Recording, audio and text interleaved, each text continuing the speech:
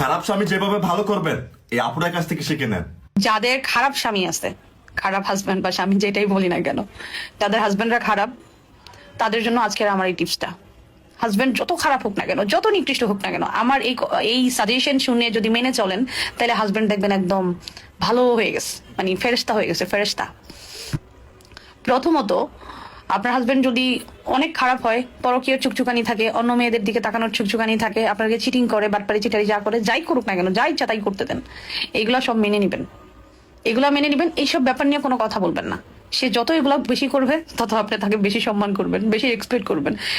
দুর্ভাগ্যবশত ছেলেরা এগুলো আশা করে যে তারা বাইরে যাই করুক না কেন, যাই করুক না কেন, যত অন্যায় কাজ করুক না কেন, যত মেয়েদেরকে নিয়ে ঘুরে ফিরে আসুক না কেন, মেয়েদের পিছনে টাকা পয়সা উড়ুক না কেন, মেয়েদের সাথে কথা বলতে লাইক করুক, যাই করুক না কেন, আপনি অ্যাজ আ ওয়াইফ সবকিছু মাইনে নিবেন। আপনি যদি একজন ভালো বউ হইতে চান, তাহলে এটা আপনার মাস্ট বি করতে হবে। আপনার ধৈর্য ক্ষমতা অনেক হাই লেভেলের হইতে হবে।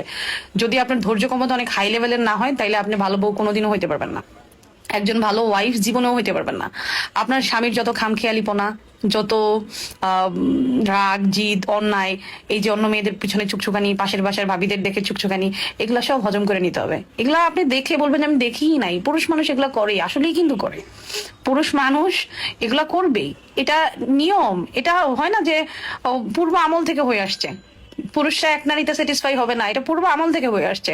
আল্লাহ বলে দিচ্ছে 3-4টা বিয়ে করতে তাদেরকে, আর তারা এটা মন থেকে মানে। যদিও অনেক অ্যাবিলিটি থাকে না অনেক পুরুষ মানুষের, এর জন্য অনেকগুলো বিয়ে করতে পারে না, বাট মনের ইচ্ছাটা কিন্তু খুব থাকে তাদের, যে পারলে 2-3টা বিয়ে করতো। তারা চালাইতে পারুক আর না পারুক, মনের ইচ্ছা ঠিক থাকে। তো আপনার সংসার লাইফে কোনো না কোনো এক সময় যাই দেখবেন যে আপনার হাজবেন্ড কোনো না কোনো মেয়ের পিছনে লেগে গেছে। দেখবেন 5 বছর ভালো আছে, কারো জামাই 10 বছর পরে শুরু করে, কারো জামাই 3 বছর পরে শুরু করে, বাট শুরু তারা করেই। একটা পুরো আস্ত সংসার লাইফে দেখবেন যে একটা পুরুষ মানুষের অন্য একটা নারীর প্রতি আসক্ত আসবেই বউরাইখা।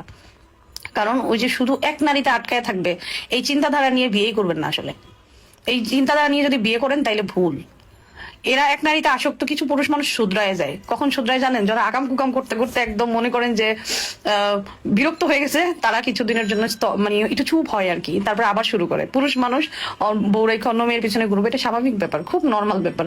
এটা মাইনে নিয়ে সংসার করবেন। যদি ভালো বউ হইতে চান, এই সাইডটা থেকে মানে অনেক বেশি ধৈর্যশীল হইতে হবে, অনেক হাই লেভেলের ধৈর্যশীল হইতে হবে। যদি আপনি হাই লেভেলের ধৈর্যশীল না হন, তাইলে আপনি জীবনে সংসারে সুখী হইতে পারবেন না। কারণ পুরুষ যত কিছুই করুক না কেন, যত আকাম কুকামি করুক না কেন, যত হাই লেভেলের অন্যায় করুক না কেন, এটা যদি বউরা বলে, তাইলে বউ ভালো না, বউ খারাপ। যাই করুক না কেন, আপনি সব মাইনা নিবেন। বলবেন যে হ্যাঁ ঠিক আছে, তুমি যা করো তাই, আমি তোমাকে বিশ্বাস করি। চোখে দেখবেন একটা, মুখে বলবেন আরেকটা। বলবেন যে আমি তোমাকে অনেক ট্রাস্ট করি, অনেক ভালোবাসি, অনেক বিশ্বাস করি, নিজের থেকেও বেশি বিশ্বাস করি।